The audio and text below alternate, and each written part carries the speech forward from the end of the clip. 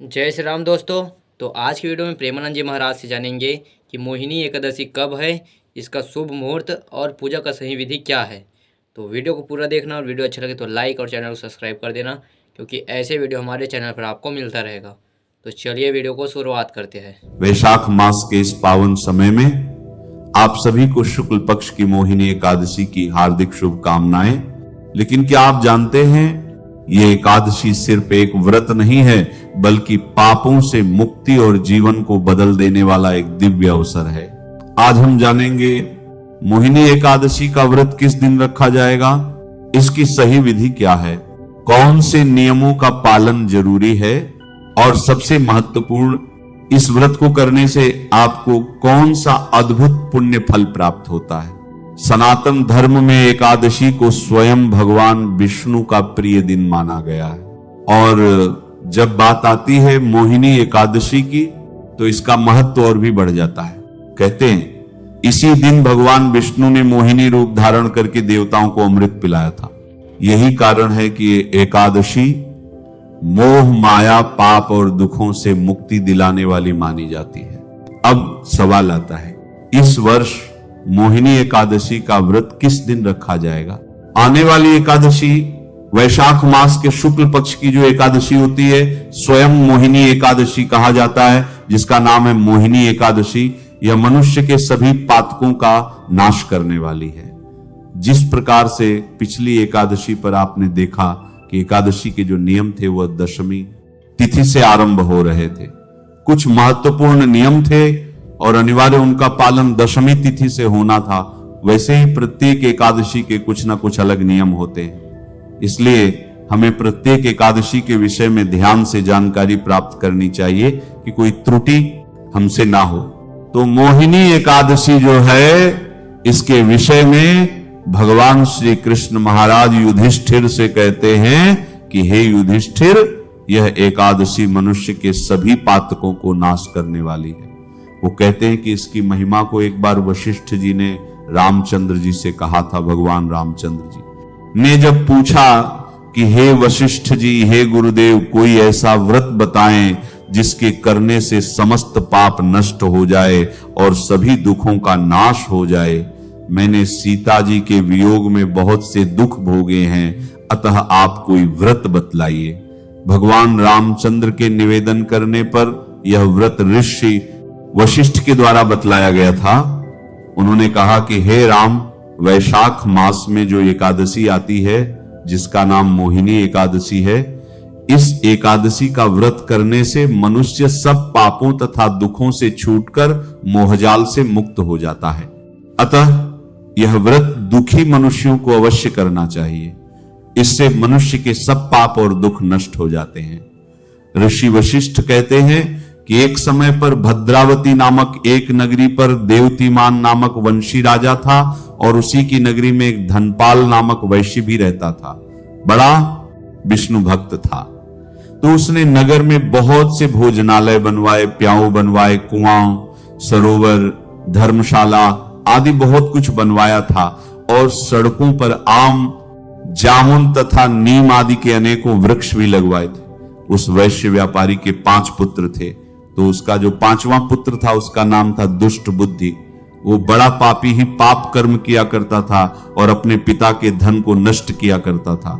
इन्हीं कारणों से पिता और भाइयों कुटुंबियों ने उसको घर से निकाल दिया।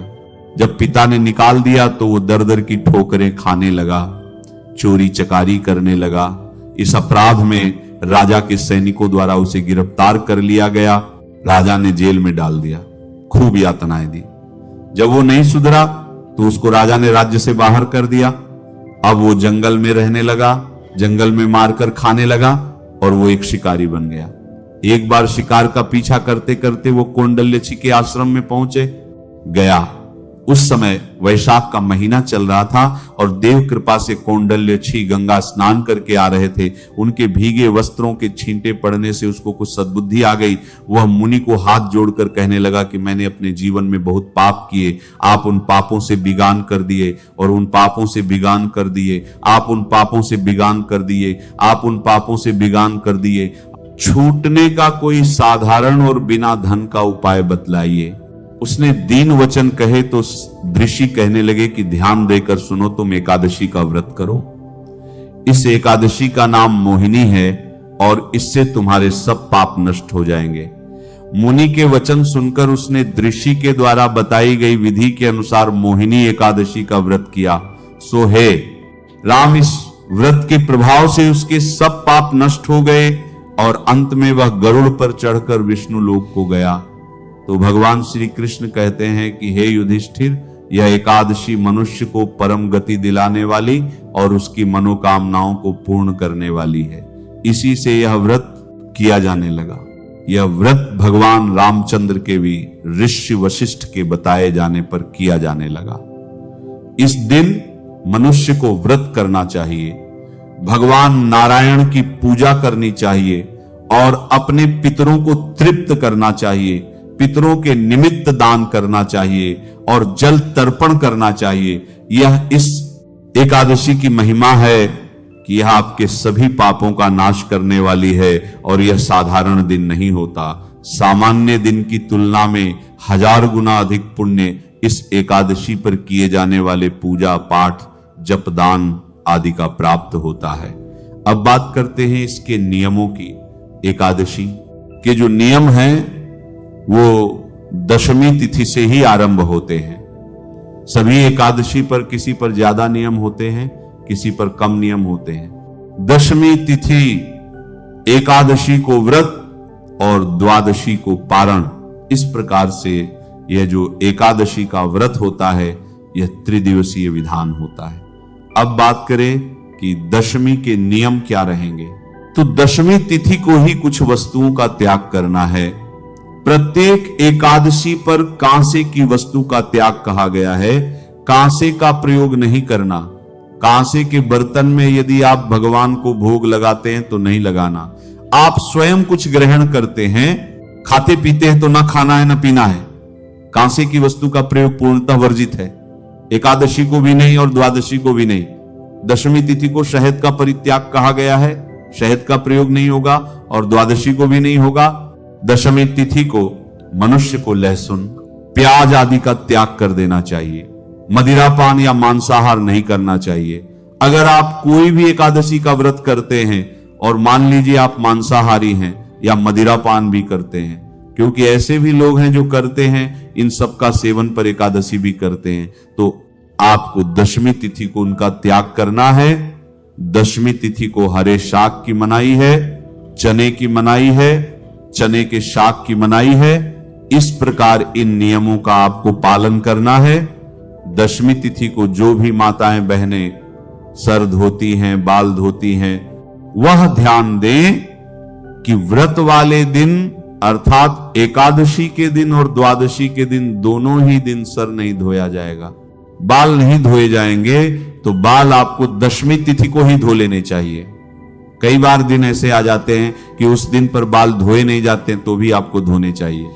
पर जब आप इस प्रकार की स्थिति में हो तो दोष के निवारण के लिए जल में थोड़ा सा कच्चा दूध आपको डाल लेना चाहिए। बाल धोने के लिए जल लीजिए। बाल धोने के लिए जो जल भरेंगे उसमें थोड़ा सा कच्चा दूध, 1 चम्मच कच्चा दूध ही डालें, वो डाल लीजिए। तो उससे शास्त्र कहते हैं कि आपको अनुचित दिवस पर अर्थात जिस दिवस पर बाल धोने की मनाही है, सर धोने की मनाही है, उसके दोष नहीं लगते हैं। साबुन, शैम्पू आदि जो है वो वर्जित दिनों पर नहीं करना चाहिए। केवल शुद्ध जल से बाल धो सकते हैं, इससे शुद्धि हो जाती है शरीर की। आप पाठ पूजा के लिए योग्य होते हैं। ब्रह्मचर्य धारण कर लेना चाहिए। दशमी तिथि को ही ब्रह्मचर्य का पालन दशमी, एकादशी और द्वादशी के लिए कहा गया है। इस प्रकार से दशमी तिथि का दिन व्यतीत कीजिए। सभी पूजा पाठ के लिए जो आवश्यक सामग्री है उसको एकत्र कीजिए। दशमी तिथि को एक वक्त अन्न कहा गया है। इसमें जो नियम पालन कर पाए बहुत उत्तम है। जो इस नियम का पालन ना कर पाए वो जितना हो पाए उतना कीजिए। दशमी तिथि पर कहा जाता है कि दोपहर के बाद अन्न नहीं खाना चाहिए। त्रिकाल को जब आप शयन कर रहे हैं ना, तो सोने से पहले दंत धावन कीजिए, दांत साफ कीजिए। अपने मुंह साफ कीजिए, जिससे कि अन्न का कोई दाना मुंह में ना रहे। और अगले दिन, जिस दिन आप व्रत कर रहे हैं, सूर्योदय से पहले उठ जाइए। यह वैशाख की एकादशी है और वैशाख के अंतिम 5 दिनों की शुरुआत यहीं से होती है। इस दिन आपको अवश्य रूप से सुबह सूर्योदय से पहले स्नान कर लेना चाहिए। अवश्य इसलिए कह रहा हूं क्योंकि अगर सूर्योदय से पहले स्नान कर लेंगे तो आपका जो पुण्य प्रभाव है वो बढ़ जाएगा, क्योंकि वैशाख है ये। वैशाख में एक एक दिन का स्नान बड़ा पुण्यदायी है, फिर ये तो बड़ा दिन है। तो जब आप एकादशी का पूजन कर रहे हैं, व्रत कर रहे हैं, तो थोड़ा लाभ हो। और आपकी मेहनत थोड़ी सी है कि थोड़ा जल्दी उठना पड़ेगा, पर इसमें जो लाभ है वो कई गुना अधिक है। तो इसको करिएगा। सूर्योदय से पहले उठकर स्नान आदि कीजिए। सूर्योदय दिल्ली के अनुसार समय बताऊं तो लगभग 5:50 पर हो रहा है आजकल। एकादशी वाले दिन भी सूर्योदय लगभग 5:47 पर हो जाएगा, तो उससे पहले आपको स्नान कर लेना चाहिए। स्नान का जो जल होगा ना, उसमें थोड़ा सा गंगा जल मिला लीजिएगा और उससे स्नान कीजिए। मेरा उद्देश्य होता है कि मैं आपको अधिक से अधिक पुण्य प्राप्त करने का तरीका बता सकूं, क्योंकि आपके लिए दिन बड़ा महत्वपूर्ण है। मैं केवल सूक्ष्म जानकारी बताता चलूं, एकादशी की उसकी कोई लाभ नहीं। अगर मेरे पास कोई 4 बातें ज्ञान की है जो मुझे पुराणों से मिली है, तो मेरा केवल और केवल उद्देश्य यही है कि मैं अधिक से अधिक आपको उत्तम ज्ञान दूं, जिससे कि आप उस दिन का पूर्ण लाभ ले पाएं। जो लोग ले सकते हैं वो लें, जो ना ले पाए कोई बात नहीं, पर मेरा उद्देश्य है कि मैं अधिक से अधिक आपको बताऊं। तो प्रातः काल का जो स्नान है वो बड़ा कल्याणकारी है। स्नान कीजिएगा। दंत, धावन, दातून आदि की मनाही होती है एकादशी के दिन, क्योंकि ये जो दातून आदि आप वृक्ष से तोड़ते हैं, इसकी मनाही है। वृक्ष से कोई फूल पत्ती तोड़ी नहीं जाती।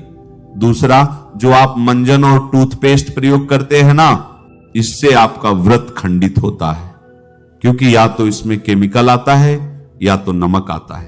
तो इनका प्रयोग ना कीजिए। व्रत वाला मंजन यदि आपके पास है तो उसका प्रयोग कीजिएगा। इन चीजों से बचिएगा। ये छोटी छोटी चीजें हैं जो आपके व्रत को सफल बनाती हैं। इस प्रकार से स्नान आदि करके नमक आ रहे हैं, स्वच्छ वस्त्र धारण कीजिए। स्वच्छ वस्त्र करके सूर्य देव को जल अवश्य दीजिएगा और यम देवता को जल अवश्य दीजिएगा। यम देव वैशाख है। वैशाख में कोई भी व्रत, पाठ, पूजा, जब तप आप कर रहे हैं, तो वैशाख के पुण्य के साथ यदि आप उसको प्राप्त करना चाहते हैं तो यम की आराधना में ज्यादा कुछ नहीं, केवल एक लोटा जल तर्पण कर दीजिए, जल अर्घ्य दे दीजिए, उसी से आपको पुण्य फल मिल जाता है। भगवान नारायण ने कहा है, जो वैशाख में यमदेव को उनका हिस्सा जल नहीं देगा, उसे वैशाख का कोई फल प्राप्त नहीं होगा, सब यमराज छीन लेंगे। इसीलिए आपको 1 लोटा जल यमराज को इस दिन अवश्य देना है। सूर्य देव को जल दीजिए, तुलसी माता को जल दे सकते हैं। फिर कहूं, तुलसी पूजन एकादशी को नहीं, द्वादशी के दिन ही करना है। उसके बाद जो आपका पूजा स्थल है ना, वहां पर पूजन के लिए बैठ जाएं। आपके मंदिर में भगवान को पहले से विराजमान कर रखा है, भगवान नारायण की कोई तस्वीर, प्रतिमा वहां रखें। अन्यथा चौकी लगाकर आप पूजन करेंगे। सामग्री में क्या क्या चाहिएगा? भगवान नारायण का चित्र, तस्वीर या प्रतिमा आपके पास होनी चाहिए। भगवान विष्णु के स्वरूप का आप पूजन करेंगे। शालिग्राम भगवान की पूजा कर सकते हैं, बहुत कल्याणकारी है। और भगवान लड्डू गोपाल की भी कर सकते हैं, सर्वश्रेष्ठ रहेगा। इस माह में शालिग्राम भगवान के स्वरूप का पूजन, उनको स्थापित करने के लिए चौकी ले सकते हैं। चौकी पर बिछाने के लिए पीला या लाल रंग का वस्त्र ले सकते हैं, पूजा में उपयोग होंगे। रोली, मोली, पान, सुपारी, लौंग, इलायची, धूप, दीप, नैवेद्य, पुष्प, इत्र और जनेऊ। पंचामृत बनाने के लिए आवश्यकता होगी कच्चा दूध, दही, घी, शक्कर और गंगा जल। शहद का प्रयोग एकादशी के पंचामृत में नहीं होता है। यह सामग्री आपको करनी है। सारी सामग्री एकत्र कीजिए और एक लोटा लीजिए तांबे का, उसमें पहले थोड़ा सा गंगा जल भरिए, फिर शुद्ध जल भरिए और जो आपका पूजा स्थल है वहां पर सारी सामग्री एकत्र करके आसन लगाकर बैठ जाइए। सबसे पहले स्थान का शुद्धिकरण, पवित्रीकरण करेंगे और सामग्री का शुद्धिकरण करेंगे, क्योंकि आपके पास आने से पहले ये सामग्री बहुत से लोगों ने छुई होगी, तो उनके हाथ किस अवस्था में थे, किसने साफ रखा, किसने नहीं रखा। इसलिए भगवान को अर्पित करने से पहले शुद्धिकरण किया जाता है। तो फूल के माध्यम से लोटे में जो जल भरा है ना आपने, उस जल के छींटे दीजिए इस स्थान पर और सामग्री पर। अपवित्र पवित्रो वा सर्वावस्था गतोर्पि वा यह स्मरित पुंडरीकाक्षं सबायाभ्यंतर शुचिः। इस प्रकार से जल छींटे देकर आपने स्थान को शुद्ध किया, पवित्र किया है, सामग्री को शुद्ध किया है। चौकी लगाएंगे, चौकी पर वस्त्र बिछाएंगे और उस पर भगवान की स्थापना करेंगे। स्थापना करके भगवान के सामने घी का दिया रखेंगे और धूप रखेंगे। दीपक को पक्का आसान अवश्य देना है। पुष्प उसके नीचे रखिएगा, बिखरा दीजिएगा, उसके ऊपर दीपक रखिएगा, क्योंकि दीपक कभी भी डायरेक्ट नहीं रखा जाता। भगवान को भी आसन देना है।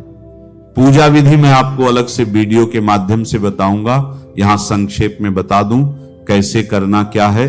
इनकी स्थापना ऐसे ही करनी है। स्थापना करने के बाद अब सबसे पहले आप अपना हाथ धोएंगे, उसके बाद आचमन करेंगे। तो अपने सीधे हाथ पर जल लीजिएगा, हस्तो प्रक्षालय नमः, हाथ धो लीजिए। फिर एक मंत्र से 1 चम्मच जल आपको पीना है। 1 चम्मच जल अपने सीधे हाथ में लेंगे और जल पी जाएंगे। जब बोलेंगे तब ज माधवाय नमः जल लीजिए, पी जाइए। ए केशवाय नमः जल लीजिए, पीजिए। ए नारायणाय नमः जल लीजिए, पी जाइए। ए ऋषिकेशाय नमः जल लीजिए और पी जाइए। फिर हाथ धो लीजिए। हाथ धोने के बाद अब अपने आप को तिलक कीजिए, मौली बांधिए।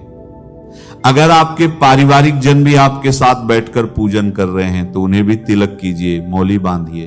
भगवान का पूजन करने से पहले हमें पूजन के योग्य होना होता है। अब दीपक को प्रज्वलित करेंगे। दीप प्रज्वलन का मंत्र होगा, शुभं करोति कल्याणम आरोग्य धन संपदा शत्रु बुद्धि विनाशाय दीप ज्योतिर्नमोस्तुते। फिर धूप को जलाएंगे। धूप दीप जलाकर फिर आपने संकल्प करना है। संकल्प एक आवश्यक प्रक्रिया है, तो संकल्प लीजिए, सीधे हाथ में जल लीजिए, उसमें पुष्प रख लीजिए। 1 रुपए का सिक्का दक्षिणा के रूप में कम से कम रखिए।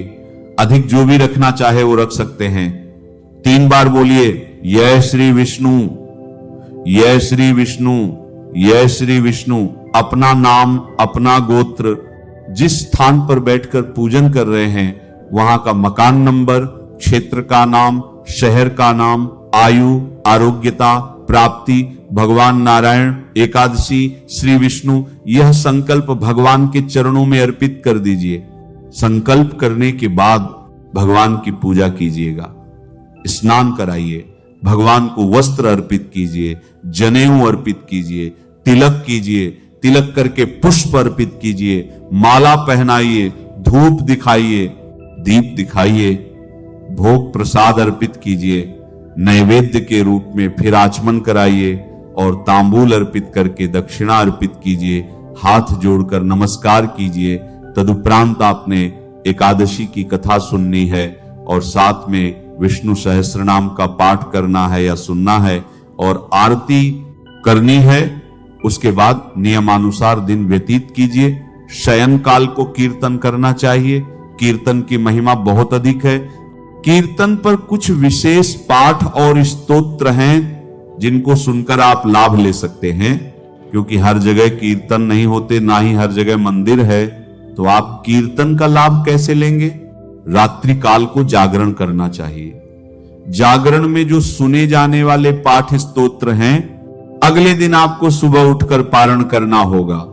ध्यान दीजिएगा, फलाहारी व्रत होगा। सबसे उत्तम है कि फल और दूध का सेवन करना चाहिए।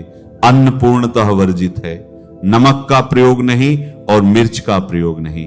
अगर आप कुट्टू, साबूदाना, सिंघाड़ा खाना चाहते हैं तो उसका प्रयोग कर सकते हैं। इस प्रकार ये व्रत होगा और पारण करेंगे आप अगले दिन सूर्योदय के बाद। अब पहले जानकारी देते हैं कि आपको यह व्रत करना कब है फिर आपको पारण का समय बताएंगे, क्योंकि पारण के दिन विशेष रूप से पूजा की जाती है। तिथि की शुरुआत हो रही है 26 अप्रैल को शाम को 6:06 पर, और यह 27 अप्रैल को शाम को 6:15 पर समाप्त हो जाएगी। ऐसे में सूर्योदय के समय एकादशी रहेगी। 27 अप्रैल को सोमवार का दिन रहेगा, तो 27 अप्रैल को आप व्रत करेंगे और इस दिन पितृतर्पण अवश्य कीजिएगा। गीता के 7वें अध्याय को सुनते हुए उसकी जानकारी मैंने पहले से अपलोड की हुई है। पूजा मुहूर्त की बात करें तो सोमवार है। पहली चौघड़िया अमृत की है। आप सुबह 5:47 से 7:17 तक पूजन कर सकते हैं, उत्तम समय है।